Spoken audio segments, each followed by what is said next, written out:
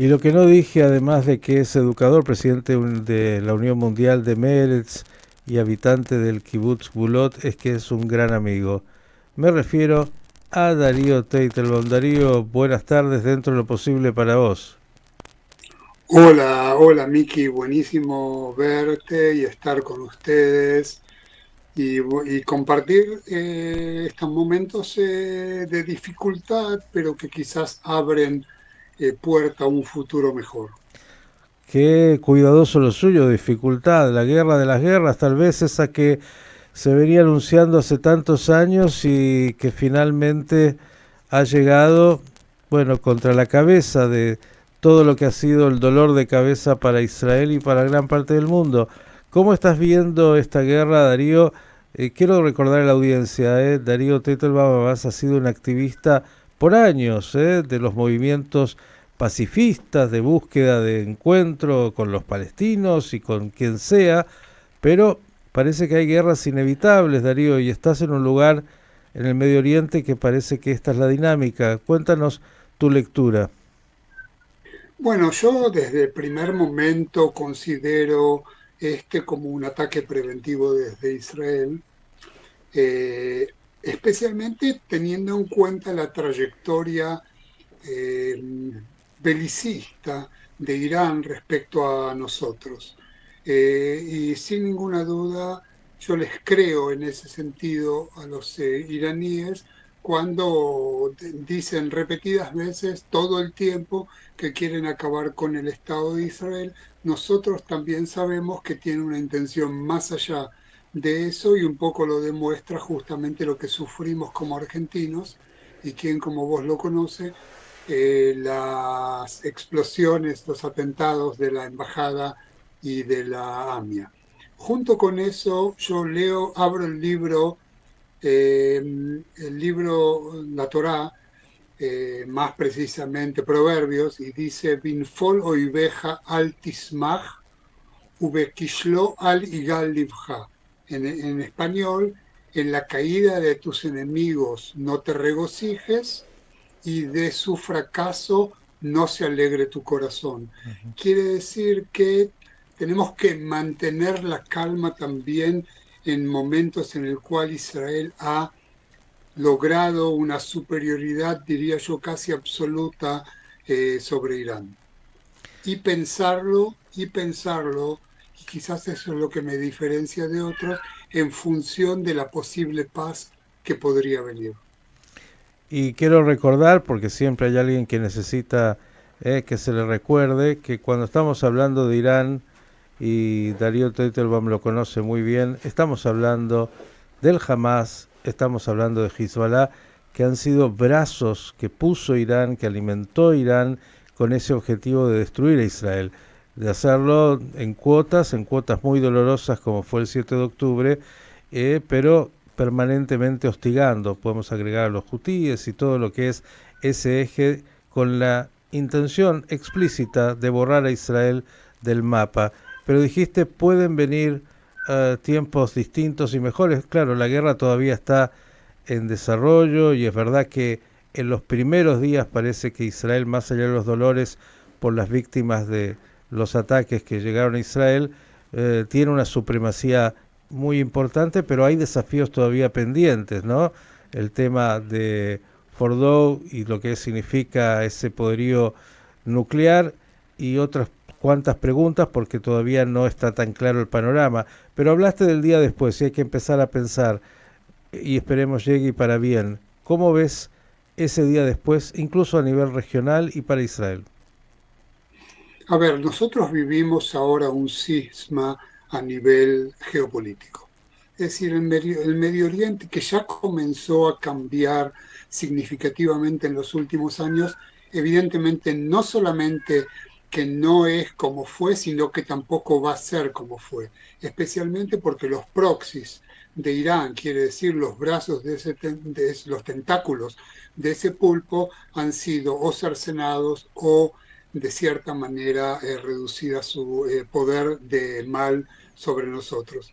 Ahora, teniendo en cuenta esto y siendo consciente de que Israel hizo el trabajo sucio del occidente todo, sí se puede ver alguna clase de opción de un acuerdo que incluya a los países árabes más moderados, evidentemente enemigos de Irán también ahora, las potencias que estén dispuestas a actuar con responsabilidad y no de forma unilateral respecto a Israel. Y, por supuesto, el interés internacional de solucionar también lo que está ocurriendo en Gaza, porque, digamos, habiendo dicho todo lo que dijimos acerca de este momento de Israel y su poderío frente a Irán, lo que ocurre en la Franja de Gaza es a todas luces una tragedia humanitaria y que también tiene que entrar en la bolsa de consideraciones. Ujú. Ahora, es como bien has dicho, eh, no se terminó todavía el trabajo. Junto con esto se puede pensar finalizarlo de otra manera que no sea la continuación de la situación bélica. Quizás como primicia para tu programa te puedo decir que han bajado los niveles de restricciones civiles en Israel a un anuncio del control de la retaguardia israelí que bajaron algunas restricciones y eso es un alivio para la población que ya está más de 5 días en casa, diría yo, prácticamente encerrado.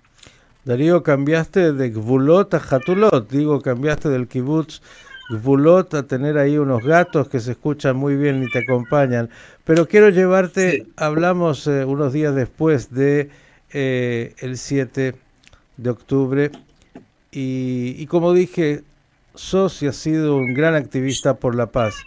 No, suena bien, es una linda compañía. Digo, eh, quiero preguntarte sobre dos o tres aspectos. Uno, la reacción en estos días de los árabes israelíes, un 20% de la población de Israel. ¿Cómo ves esa reacción frente a esta guerra con Irán? ¿Cómo ves incluso, eh, es difícil saber, pero bueno, la reacción de los palestinos en Gaza y en Judea y Samaria? Eh, Bien, ¿cómo ves esto y cómo ves justamente las posibilidades de llegar a un entendimiento después de que termine esta guerra con ellos?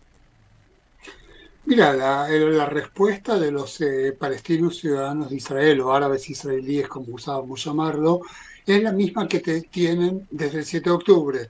Quiere decir un nivel de reactividad muy, muy bajo, pero no nos olvidemos también que Irán son los jefes del eje chiita, que está en una disputa muy seria con los sunitas, con el eje sunita, el cual son parte de los árabes israelíes.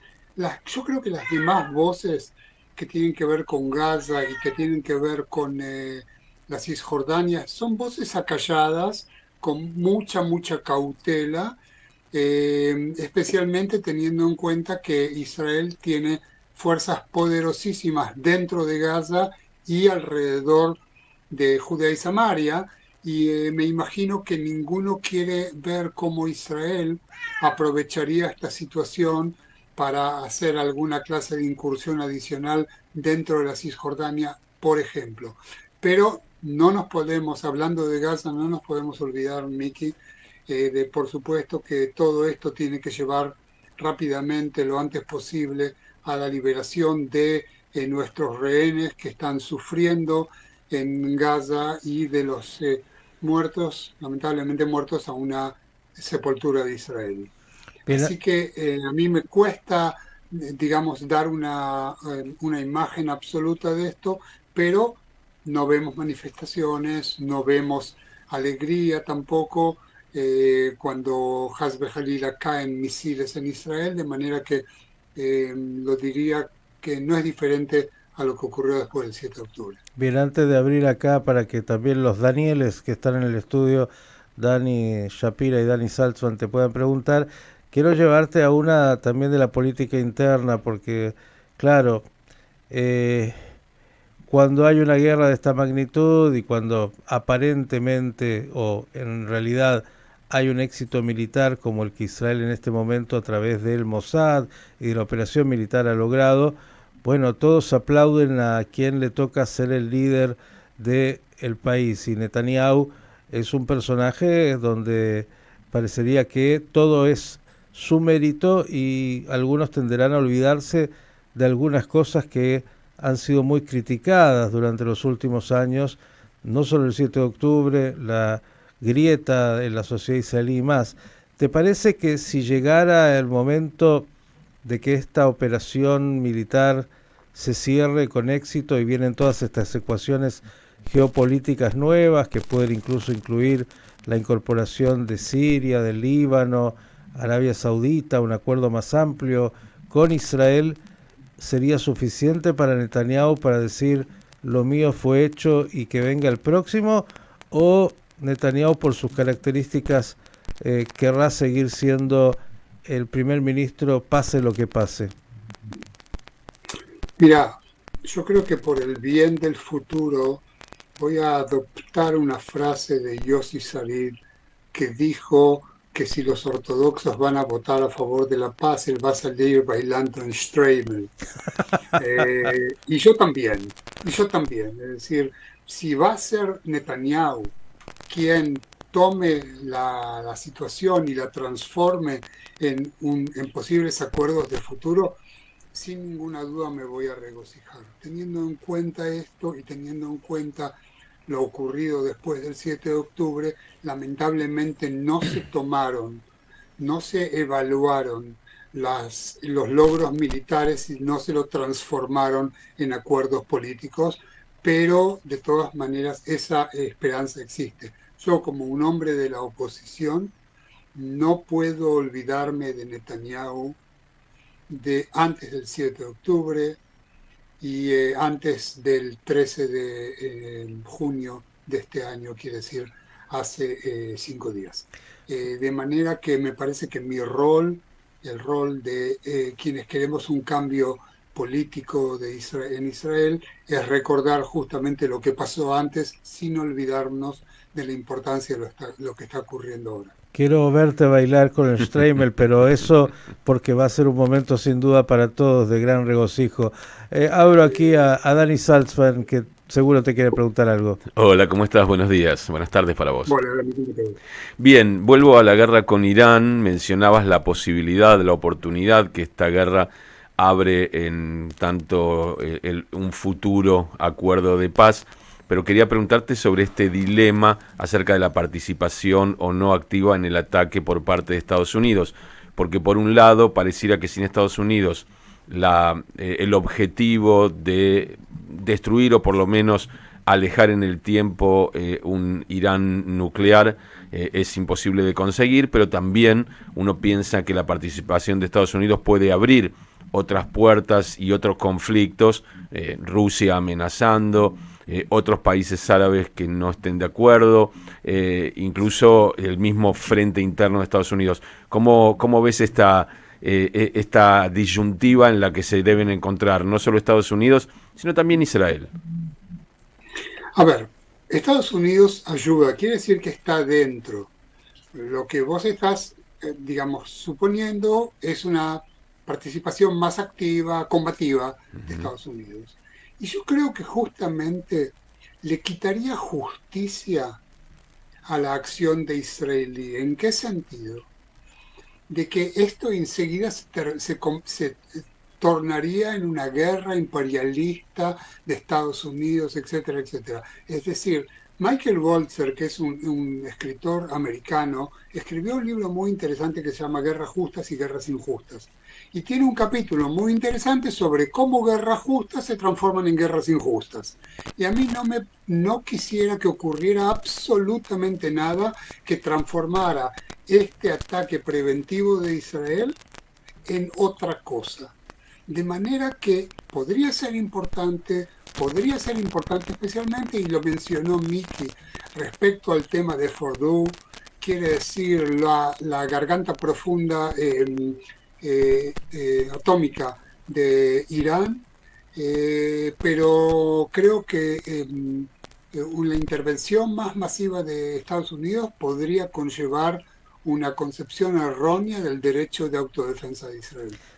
¿Por qué me gusta tener un amigo que es educador, que es un pensador, que es un estudioso? Por esto, porque aporta tanta claridad para entender cosas que a veces cuando uno las lee rápidamente no las tiene en cuenta. Darío, para cerrar, por lo menos hoy, vamos a continuar obviamente, me gustaría que repitas ese versículo que leíste, porque me parece que es el momento exacto para tenerlo siempre delante de nuestros ojos, sobre todo porque esto todavía está en desarrollo. Perfecto. El libro de los Proverbios, en su capítulo 24, dice, en hebreo, Benfolo y beja al tismach, bekeshel libo al igal libja. Y está casi incompleto porque dice también, podría, digamos, en la caída de tu enemigo no te regocijes, ni en su fracaso se alegre tu corazón, porque podría verlo Dios, y que sea una cosa negativa a sus ojos.